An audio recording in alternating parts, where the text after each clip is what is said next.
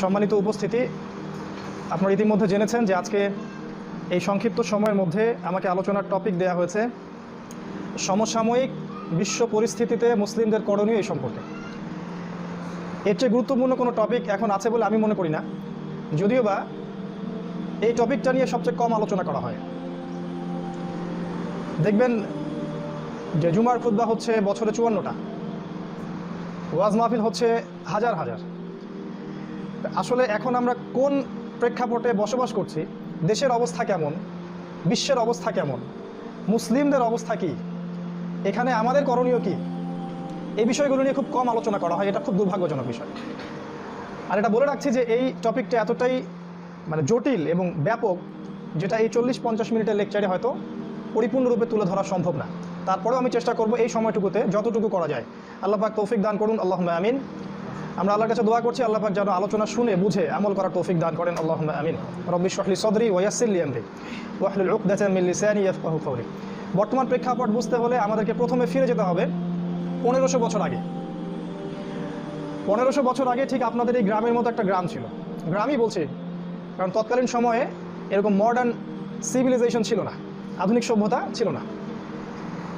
জাজিরাতুল আরবের মধ্যে ছোট্ট একটা কারিয়া বা গ্রাম বা গোত্রকেন্দ্রিক জীবন ব্যবস্থা ছিল, যে জায়গাটার নাম হচ্ছে মক্কা। এটা আপনারা সবাই জানেন। আজকে থেকে প্রায় 1500 বছর আগে, যে যুগটাকে আমরা সবাই এখন বলি আইয়ামে জাহিলিয়াতের যুগ। দেখবেন যারা সেকুলার, যারা নাস্তিক, যারা মুরতাদ, মুনাফেক, তারাও টকশোতে বসে বসে এই কথাগুলো বলে যে ওই সময়টা ছিল আইয়ামে জাহিলিয়াতের যুগ। তো আইয়ামে জাহিলিয়া মানে কি? আইয়ামে জাহিলিয়া মানে অন্ধকারাচ্ছন্ন যুগ, যে যুগে শুধু অন্ধকার আর অন্ধকার, কোনো আলোর হদিস নাই। আসলে কি তাই? ওই সময়ে আসলে কি কি ঘটতো যে কারণে আমরা ওই যুগটাকে জাহিলিয়াতের যুগ বলছি? মূলত ওই সময়টাতে 5টা সমস্যা ছিল। কটা সমস্যা? একটু কথা বলবেন তাহলে বুঝতে পারবেন। ওই আইয়ামে জাহিলিয়াতের মধ্যে 5টা সমস্যা ছিল, মৌলিক সমস্যা। এছাড়া আরও অনেক সমস্যা ছিল, কিন্তু এই 5টা হচ্ছে মেজর।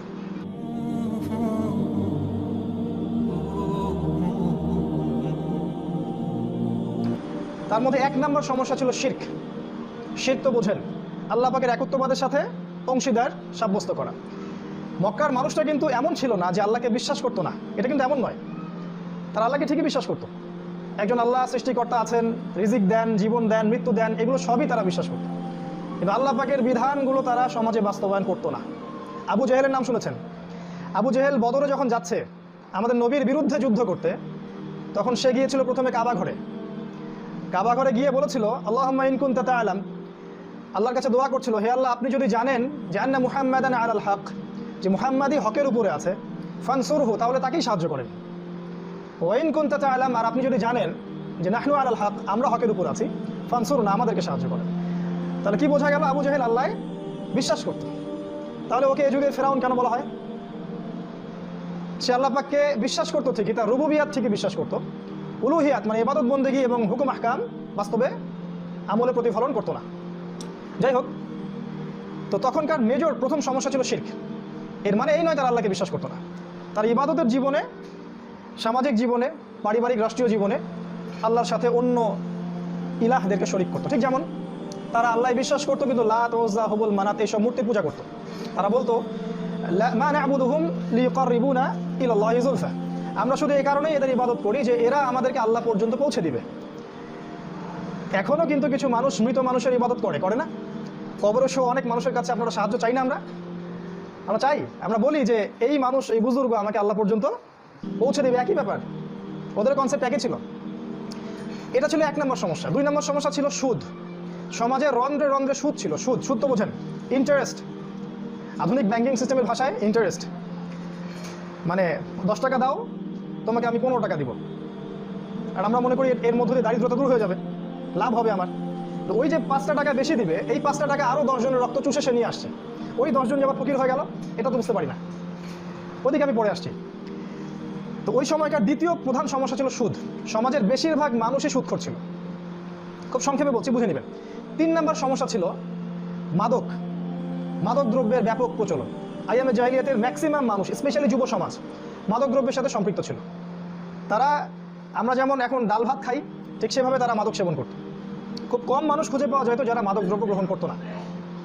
4 নম্বর সমস্যা ছিল নারী জাতির অবমাননা। মক্কায় নারীদেরকে মর্যাদা দেওয়া হতো না, নারীদেরকে পণ্য মনে করা হতো, হাট বাজারে বিক্রি করা হতো, বৈবাহিক অধিকারটুকুও ছিল না, মানে বিবাহ ছিল একটা ছেলে খেলার মতো আর কি। খুব কম ফ্যামিলির মধ্যে এখনকার যে বিয়ে সেটা হতো, এখনকার যে ট্রেডিশনাল বিয়ে এটা খুব কম ফ্যামিলিতেই হতো, বেশিরভাগ ফ্যামিলিতেই বিয়ের নামে জেনা হতো আর কি। আপনি চাইলেন একটা মেয়েকে বিয়ে করলেন, আবার কয়েকদিন পর ছেড়ে দিলেন, এমন একটা সিস্টেম ছিল আর কি। আবার সন্তান নেওয়ার সিস্টেম ছিল এমন যে অনেকগুলো ছেলে মিলে একটা মেয়ের সাথে সেক্সুয়াল রিলেশনশিপ করতো, মানে সহবাস করতো। তারপর মা বলতো যে কে হচ্ছে ছেলের বাবা, সেভাবেই তার সাথে পরে বিয়ে হতো। এমন জাহিলি যুগ 1500 বছর আগে চলে গেছে। এটা 4 নাম্বার।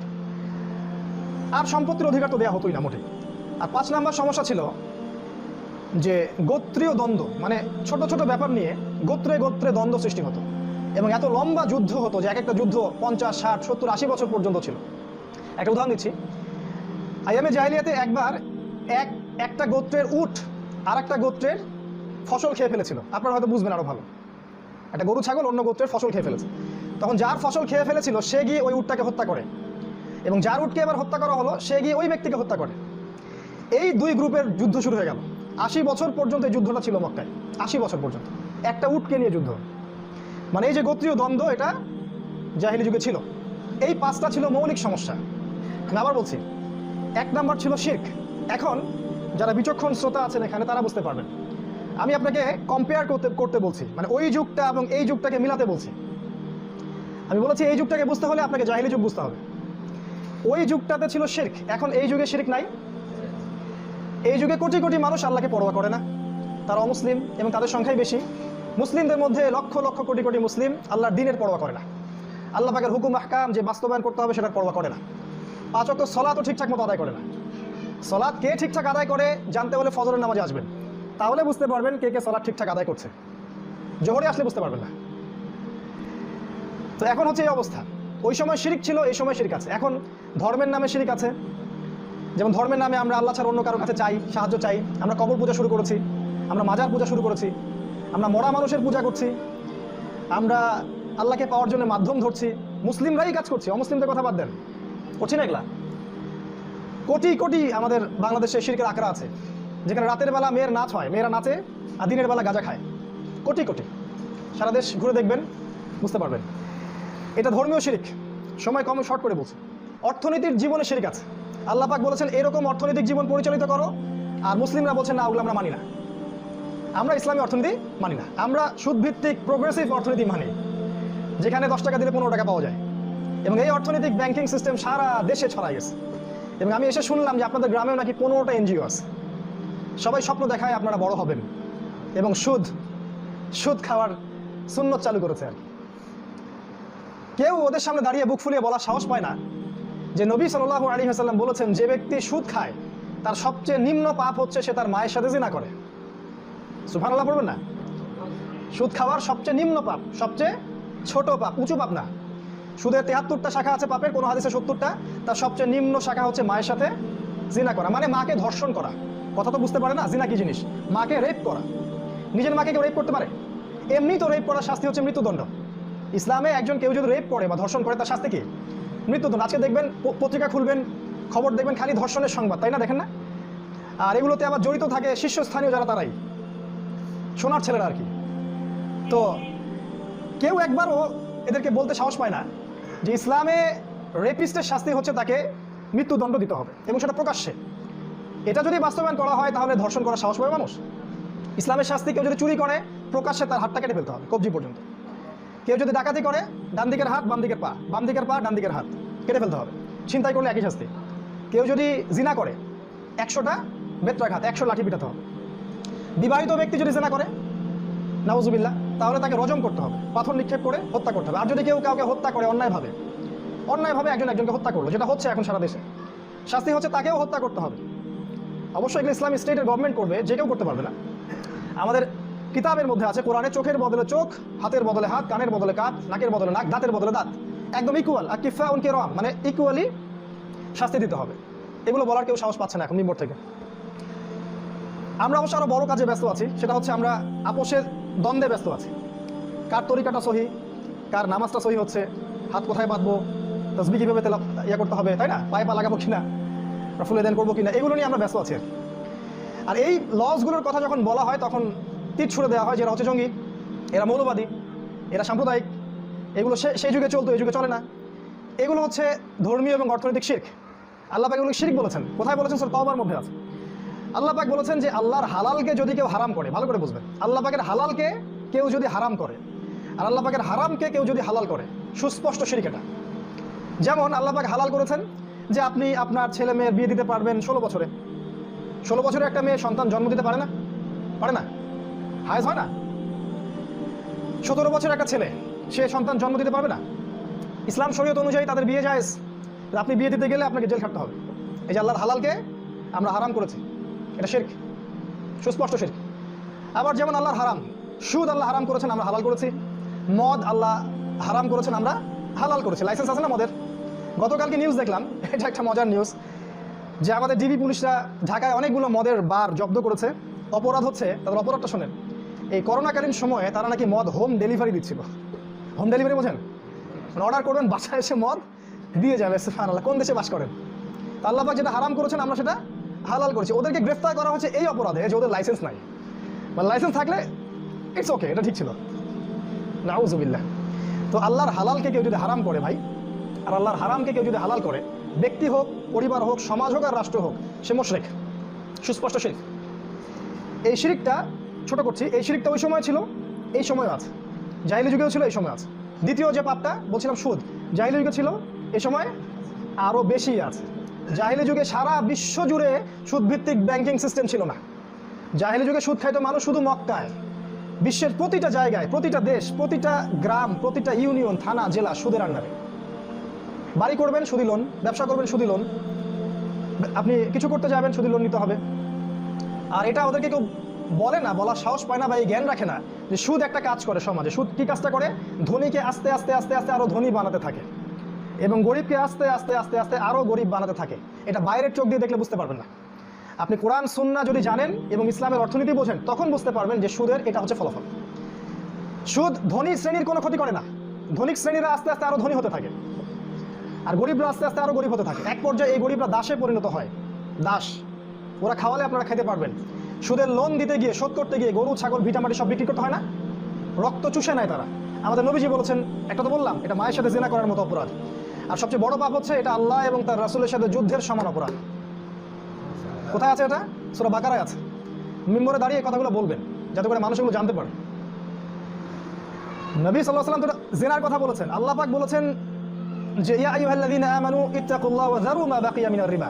আল্লাহকে ভয় করো, সুদ ছেড়ে দাও। ফাইল্লাম তাফআলু, যদি তোমরা না করো, ফাআযানু বিহারবিন মিনাল্লাহি ওয়া রাসূলিহি, তাহলে আল্লাহ এবং তার রাসূলের সাথে যুদ্ধের ঘোষণা শুনে রাখো। উচিত ছিল আমাদের যে আমরা যুদ্ধ করব আল্লাহ এবং তার রাসূলের পক্ষে। তা আমরা সুদ খাওয়ার মধ্য দিয়ে তাদের বিপক্ষে যুদ্ধ করছি।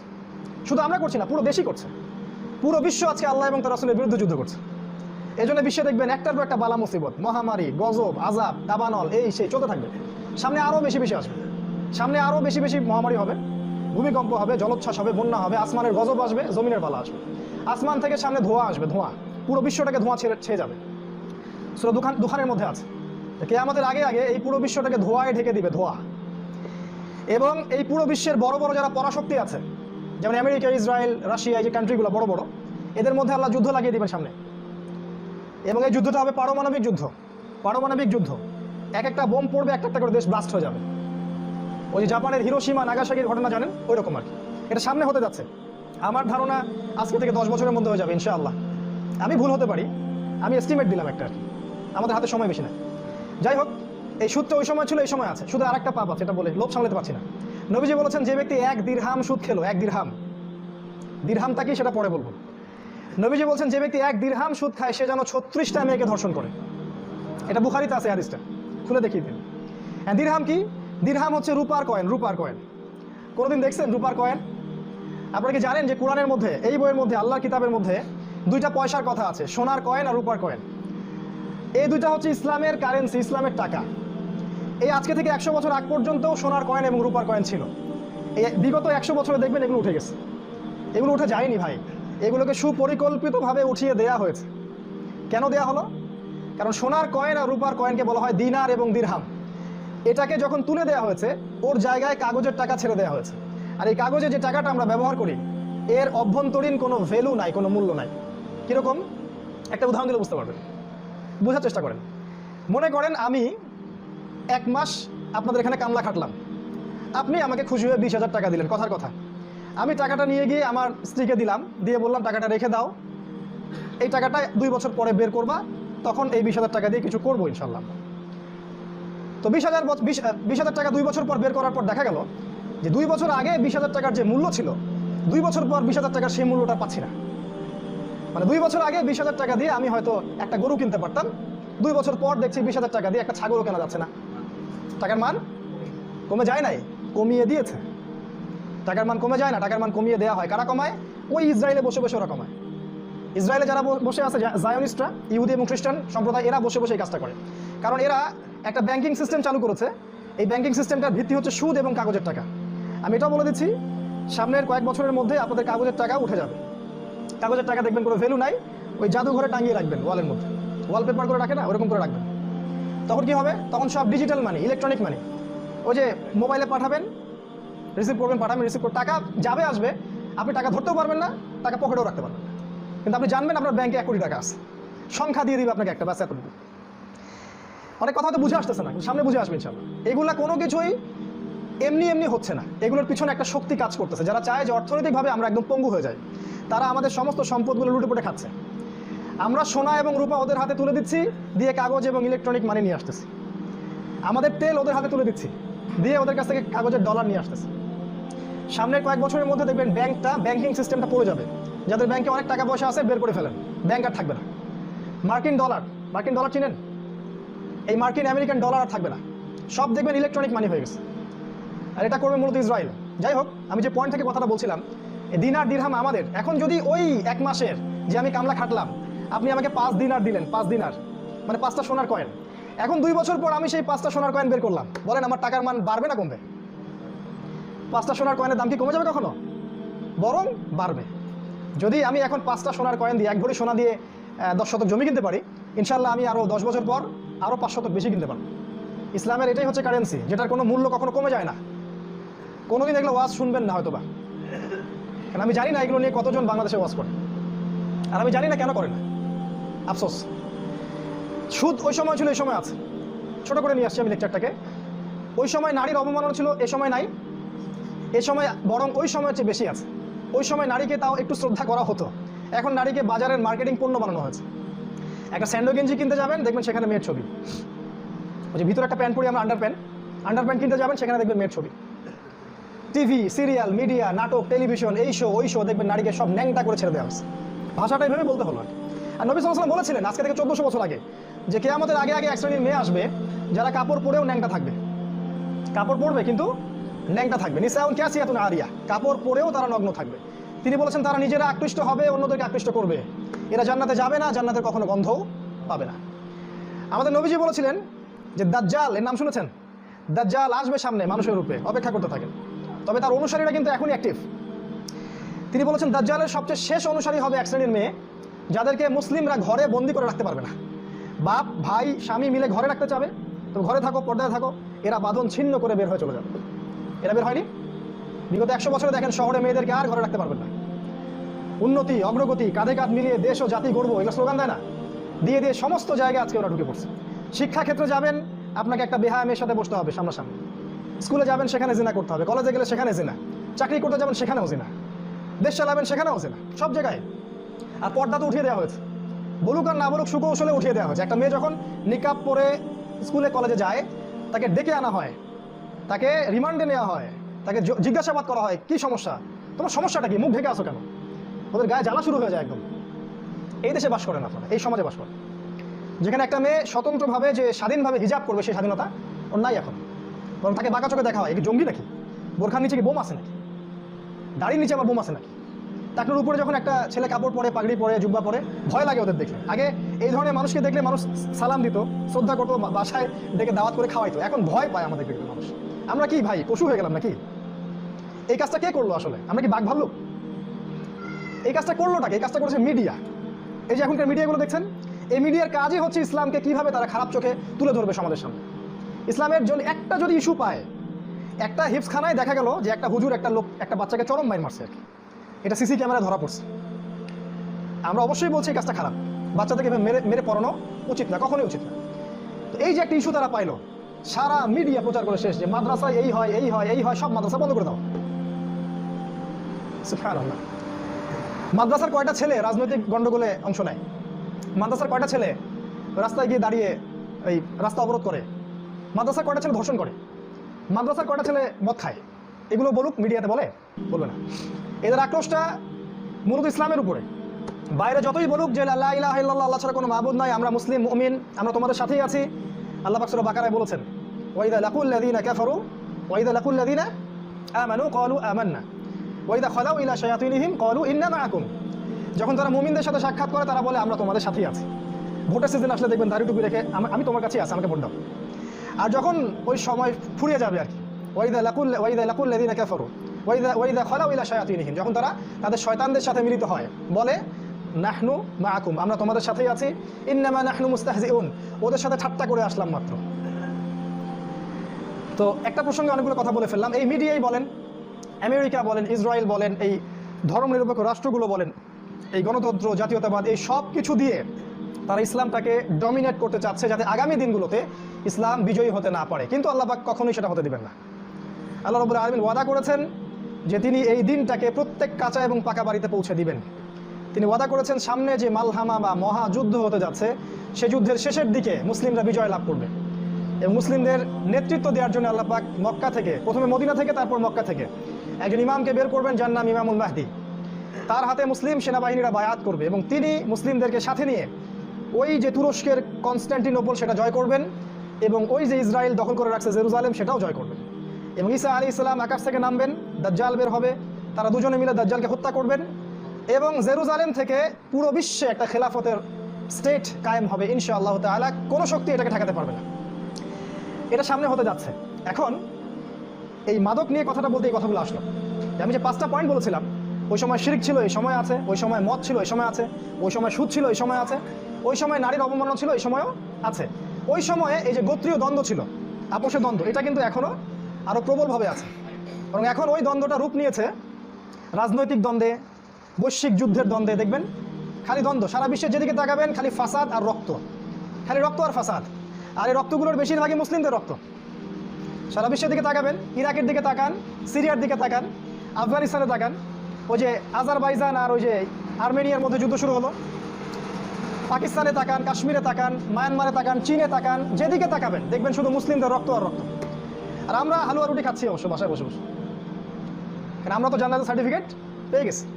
মুসলিমদের অবস্থা দেখলে মনে হয়, এখন মুসলিমদের আচরণ দেখলে মনে হয় যে এরা কখনো মারা যাবে না, এদের মৃত্যু বলে কিছু নাই, দিন নিয়ে কোনো ফিকির নাই, কিভাবে এই উম্মাকে ঐক্যবদ্ধ করা যাবে, আল্লাহর জন্য জানমাল ব্যয় করে একটু সময় শ্রম দেওয়া যাবে, দিনের জন্য ফিকির করা যাবে, মুসলিমদের শক্তি বাড়ানো যায় বা সবার মধ্যে সচেতনতা তৈরি করা যায়, এই চিন্তা ভাবনাগুলো উঠে গেছে আমাদের।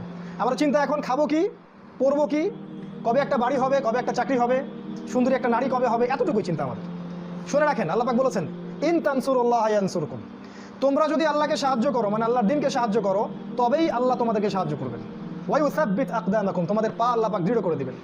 আল্লাহ পাক আরো বলেছেন আম হাসিবতুম আন তাদখুলুল জান্নাহ, তোমরা কি ভেবেছো এমনি এমনি জান্নাতে চলে যাবে?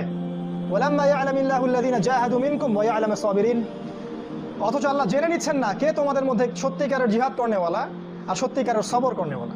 জিহাদ মানে আমি এটা বলিনি যে বোম মারতে হবে এখন, আল্লাহর দ্বীন প্রতিষ্ঠার জন্য জান মাল সময় শ্রম যা আছে আপনার এটাকে ব্যয় করাই জিহাদ। এটা একটা পবিত্র শব্দ, শুনতে এখন শুনলে ভয় লাগে, এমন একটা ইমেজ তৈরি করে দিয়েছে মিডিয়ার মাধ্যমে, এই শব্দটা শুনলেই অ্যালার্জি হয়। আর কিছু মানুষ আছে আমাদের সমাজে যাদের এই জিনিসটা হজম হয় না যে কোরআন এবং সুন্নাহই হচ্ছে সত্য মিথ্যার চূড়ান্ত মানদণ্ড। এটা মানতে কি আপনাদের কোনো আপত্তি আছে? যে কোরআন এবং হাদিস হচ্ছে সত্য মিথ্যার চূড়ান্ত মানদণ্ড, সব কোনটা ভালো কোনটা খারাপ, কোনটা ন্যায় কোনটা অন্যায়, কোনটা আসল কোনটা নকল, কোনটা হক কোনটা বাতিল, এটার ফয়সালা কে করবে? কোরআন হাদিস না আমি, না আমার বিবেক, আমার বুদ্ধি, আমার দর্শন, কোনটা করবে? যাদের এটা মানতে আপত্তি আছে যে কোরআন হাদিসই চূড়ান্ত না, অন্য কিছু চূড়ান্ত, আমরা বলি খুতবায় যে তারা ইহুদি হয়ে মরুক বা খ্রিস্টান হয়ে মরুক বা মুশরিক হয়ে মরুক, আমরা ওদের জানাজা পর্যন্ত পড়াতে চাই না, রাজি না আমরা, বরং আপনারা তাদের জানাজা কোনো নাস্তিককে দিয়ে পড়াই দিন। এই জায়গায় যদি আপত্তি থাকে যে কোরআন এবং হাদিসই চূড়ান্ত সত্যের মানদণ্ড নয়, অন্য কিছুর দরকার আছে, তাহলে সে ইহুদি খ্রিস্টান হয়ে মরুক, আমাদের কিছু আসে যায় না, এবং সে ওইভাবেই উঠবে ইনশাল্লাহ কিয়ামতের মাঠে। আমি যে 5টা সমস্যার কথা বললাম এই কারণে বললাম, আমি শুধু দেখাতে চাচ্ছি আপনাদেরকে এই সংক্ষিপ্ত সময়ের মধ্যে যে এই 5টা সমস্যা ওই জাহিলি যুগে ছিল, যাকে আমরা আইয়ামে জাহিলিয়াত বলছি, আর এখন সেই সমস্যাগুলো আরও অনেক প্রকট আকার ধারণ করছে। এখন আমাদের নবী মুহাম্মদ সাল্লাল্লাহু আলাইহি ওয়াসাল্লাম এই অংশটুকু ভালো করে বোঝেন। আমাদের নবী যখন নবী হলেন তখন তার সমাজে এই 5টা সমস্যা ছিল না? ছিল কিন্তু। তাহলে নবীজি 23 বছর নবুয়ত জিন্দেগি পার করলেন, তাই না? মক্কায় 13 বছর আর মদিনায় 10 বছর, এই 23 বছর। এখন 23 বছর পরের মক্কার দিকে আপনি একটু তাকান দেখি, একটু মনোযোগ দিতে হবে। এই 23 বছর আগের মক্কা আর 23 বছর পরের মক্কার দিকে তাকান। দেখেন 23 বছর পরে মক্কায় না আছে কোনো শিরক, না আছে কোনো জিনা, না কোনো মদ, না কোনো সুদ, না কোনো মারামারি, তাই নাকি? বুঝতে পারেননি কথাটা? নবী সাল্লাল্লাহু আলাইহি ওয়াসাল্লাম 23 বছর দাওয়াত দিলেন। এই 23 বছরের ফলাফলটা কি হলো? মক্কার সব জাহেলিয়াত দূর হয়ে যায়নি? ওই সমাজটা একটা সোনালী সমাজে পরিণত হয়নি? আলোকিত সমাজে পরিণত হয়নি? হয়েছে। আচ্ছা, এখন বলেন এই 23 বছরে আসলে কি এমন জাদু করা হলো যে সব সমস্যার সমাধান হয়ে গেল? উত্তর হচ্ছে, এই 23 বছরে আল্লাহ পাক আসমান থেকে একটা কিতাব নাজিল করেছেন। সেই কিতাবের নাম কি? আল কোরআন। এবং নবী সাল্লাল্লাহু আলাইহি ওয়াসাল্লামের কাছে সুন্নাহ নাজিল করেছেন, যেটাকে আমরা বলি নবীজির সুন্নাহ বা হাদিস। এই কোরআন এবং হাদিসের সাথে ওই সময়ের মানুষগুলা 6টা কাজ করেছিলেন। কয়টা কাজ? এই 6টা কাজ করার ফলেই ওই জাহেলি মক্কা পুরো আলোকিত মক্কায় পরিণত হয়েছে। 1 নম্বর কাজ, এবার আপনাদের করণীয় বলছি। 1 নম্বর কাজ, তারা কোরআন এবং সুন্নাহ মানে তিলাওয়াত করতে পারতেন, পড়তে পারতেন। আমরা সবাই পারি পড়তে? আগামী রমাজান আসার আগেই কোরআন তেলাওয়াত করা শিখতে হবে ইনশাআল্লাহ। নিয়াত করেন ইনশাআল্লাহ। কোরআন তেলাওয়াতের ব্যাপক ফজিলত আপনার ওস্তাদের কাছে শুনে নেবেন, ওইদিকে বলার সময় পাচ্ছি না। 2 নম্বর, তারা শুধু কোরআন পড়াই শেখেন নাই, কোরআনের অর্থ তারা জানতেন না? কোরআনের প্রতিটা শব্দের অর্থ তারা গভীরভাবে বুঝতেন। আমরা কোরআন যারা পড়তে পারি অর্থ বুঝি, খালি তোতা পাখির মতো তিলাওয়াত করি। অর্থ বুঝতে হবে ভাই। এই জন্য আপনি তাফসির কিনেন, আরবি শেখেন, আরবি ব্যাকরণ শেখেন, যেভাবে হোক অর্থ শিখতে হবে। যদি এগুলো করতে না পারেন, আপনি যে তাফসিরটাকে ভালো মনে করেন সেটাই বাসায় পড়া শুরু করেন। প্রতিদিন 5টা-10টা করে আয়াত পড়েন ইনশাআল্লাহ, নিয়াত করেন ইনশাআল্লাহ। 3 নম্বর, তারা শুধু পড়াই শিখেছেন, অর্থ বুঝেছেন তা নয়। 3 নম্বর, তারা অক্ষরে অক্ষরে আদেশগুলো পালন করেছেন, করেন নাই? কোরআনের সব আদেশ পালন করেননি তারা? নবী এবং সাহাবীরা তারা সালাত কায়েম করেছেন, যাকাত প্রতিষ্ঠা করেছেন, তারা দাওয়াত দিয়েছেন, আল্লাহর পথে জিহাদ করেছেন, তারা আল্লাহর জন্য জানমাল ব্যয় করেছেন, সত্য কথা বলেছেন, পিতামাতার খেদমত করেছেন। যতগুলো কাজ আছে কোরআনে করতে বলেছেন আল্লাহ, সবগুলোই করেছেন। এটা 3। 4 নম্বর, কোরআনে অনেক নিষেধ আছে না? সুদ খেও না, জিনা করো না, মদ পান করো না, আল্লাহর সাথে শিরিক করো না, নিষেধ আছে না অনেক? এই সমস্ত নিষেধ থেকেও তারা দূরে থেকেছেন। শুধু আদেশ মানি, নিষেধ বর্জন করি না, এমন তারা ছিলেন না। মানে আমরা যেমন সুবিধাবাদী মুসলিম, যেটা আমাদের পক্ষে যায় সেটা আমরা ঠিকই করি, যেটা পক্ষে যায় না সেটা করি না। মানে বছর বছর হজ উমরাও করি, আবার সুদও খাই, আবার আল্লাহ বিরোধী আইনও করি, আবার ধরেন এদিকে কি বলবো, হজও করি, উমরাও করি, ভালো কাজও করি। এরকম তারা ছিলেন না। তারা আদেশগুলো পালন করতেন, একই সাথে নিষেধগুলোকেও বর্জন করতেন। এটা ছিল 4। এটা 4, জি 4। 5 নাম্বার হচ্ছে তারা কোরআন এবং হাদিসের দাওয়াত, এই তাবলিগ, যেটাকে আমরা বলি তাবলিগ, এই তাবলিগ করতেন ঘরে ঘরে। প্রতিটা ঘরে ঘরে তারা কোরআন সুন্নাহর দাওয়াতটা পৌঁছে দিয়েছিলেন। আমরা কি সেটা দিচ্ছি? আমরা দিলেও একটা অংশের দাওয়াত দিচ্ছি। পুরো কোরআন হাদিসের দাওয়াত দিতে হবে। শুধু নামাজের দাওয়াত না, শুধু রোজার দাওয়াত না, শুধু ফজিলতের দাওয়াত না, সমস্ত টোটালিটি থাকতে হবে ইসলামের। এটা 5। আমরা দাওয়াতি কাজ করবো ইনশাআল্লাহ। প্রত্যেকে একটা আয়াত জানলেও প্রচার করতে হবে ইনশাআল্লাহ। এবং এই যুবক বয়সটাই দাওয়াতি কাজ করার সময়। 6, কোরআন এবং হাদিসে যে বিধিবিধানগুলো আছে তারা সেটা সমাজে বাস্তবায়ন করেছিলেন। আমরা কি করবো? আগে আমাদের ব্যক্তি জীবনে বাস্তবায়ন করতে হবে, তারপর পরিবারে, তারপর সমাজে, তারপর ইনশাআল্লাহ রাষ্ট্রে। এটা ইনশাআল্লাহ হয়ে যাবে আজ হোক আর কাল। এখন হয়তো মনে হচ্ছে যে আপনার এগুলো কখনোই হবে না, খুব অল্প সময়ের মধ্যে দেখবেন এগুলো আর কিছুই থাকছে না। অতি অল্প সময়ের মধ্যে এই পৃথিবীতে ধর্মনিরপেক্ষতা বাদ বলে কিছু থাকবে না।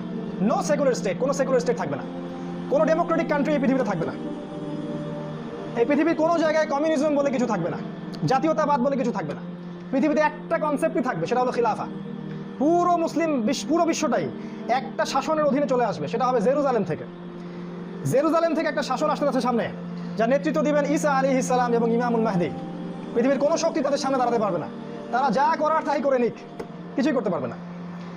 এখন শেষ করার আগে আমি আর কয়েকটা কথা বলে শেষ করছি, যে আপনারা যদি কোরআন এবং হাদিস এর এই হকগুলোকে আদায় করতে পারেন বা আমরা পারি, ইনশাআল্লাহ জাহিলি যুগের মক্কা যেমন করে পরিবর্তন হয়েছিল, আজকের যুগের এই বাংলাদেশ বলেন আর বিশ্ব বলেন, এই সমাজ বলেন, পরিবর্তন হবেই হবে ইনশাআল্লাহ। কারণ সেই কিতাব এখনও আছে, সেই নবীর রেখে যাওয়া সুন্নাহ এখনও আছে, সেই আল্লাহ এখন হাইয়ুন লা ইয়ামুত, তিনি এখনও চিরঞ্জীব, তিনি মৃত্যুবরণ করেননি। শুধু প্রয়োজন আমাদের ঈমান, তাকওয়া, একনিষ্ঠতা, জামাআ, ঐক্য এবং সংগ্রাম। আল্লাহ পাক সবাইকে তৌফিক দান করুন, আল্লাহুম্মা আমিন। আমার হাতে আর 5 থেকে 10 মিনিট সময় আছে। আমি আর কিছু কথা বলে শেষ করছি।